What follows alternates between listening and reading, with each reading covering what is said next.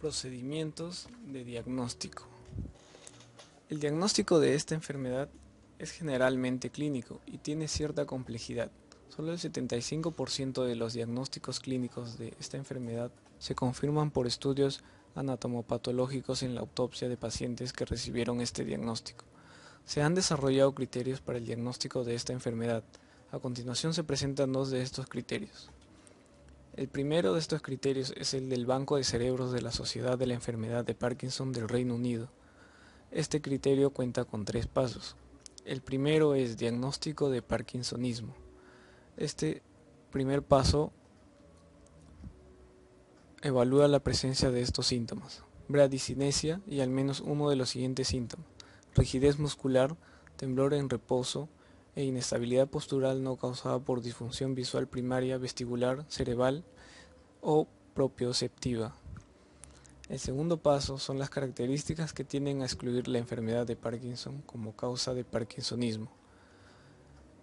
Entre estos síntomas se presentan historia de apoplejías repetidas con progresión lenta de características parkinsonianas, historia de injurias repetidas de la cabeza, historia de encefalitis definida, tratamiento con neurolépticos al comienzo de los síntomas, remisión sostenida, características estrictamente unilateral después de 3 años, parálisis supranuclear de la mirada, signos cerebelares, compromiso autonómico severo temprano, demencia severa temprana con disturbios de la memoria, lenguaje y praxis, signos de Babinski, presencia de un tumor cerebral, hidrocefalia comunicante en la tomografía computada, respuesta negativa a grandes dosis de levodopa y exposición a MPTP.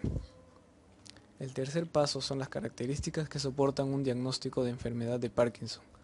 3 o más son requeridas para el diagnóstico definitivo de esta enfermedad.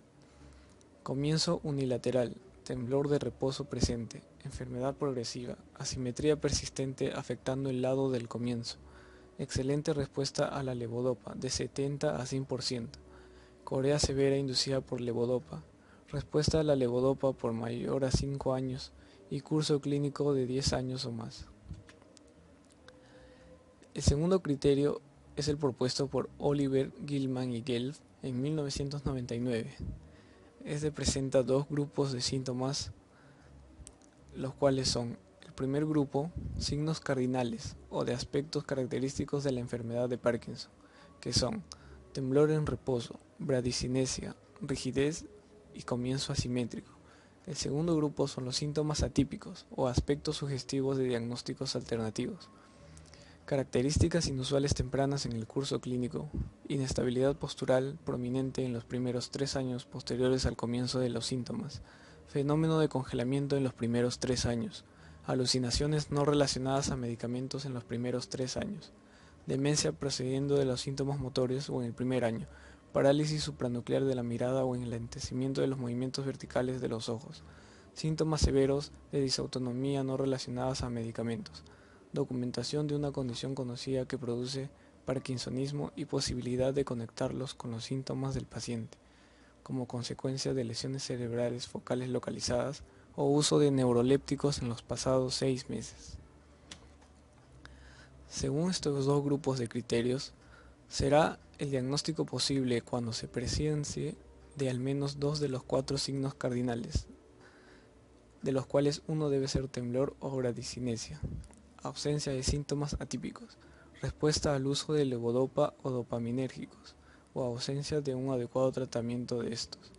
Será probable cuando se presencie de al menos 3 de los 4 signos cardinales, ausencia de síntomas atípicos durante al menos 3 años y respuesta al uso de levodopa o dopaminérgicos, y el diagnóstico será definitivo cuando se cuente con la presencia de todos los criterios posibles para el diagnóstico de la enfermedad de Parkinson y, por último, se confirme mediante autopsia. Otro tipo de diagnóstico muy utilizado es el diagnóstico por imágenes. Dentro de estos diagnósticos se encuentran la resonancia magnética, la tomografía computada por emisión de fotones y la tomografía por emisión de positrones. Y por último, el diagnóstico genético, que actualmente se conocen que los genes PARC1 y PARC2 están altamente relacionados con esta enfermedad. Sin embargo, la detección de mutaciones de estos genes no es determinante del desarrollo de la enfermedad en el individuo. Las mutaciones en estos genes, en el primero de estos, el PARC1, son muy raras y se investigan solo en pacientes de familias con alta incidencia de la enfermedad. Las mutaciones del gen PARC2, o llamado también parquina, son una causa importante de parkinsonismo y deben considerarse en el diagnóstico de los pacientes en los que se presencie un parkinsonismo juvenil.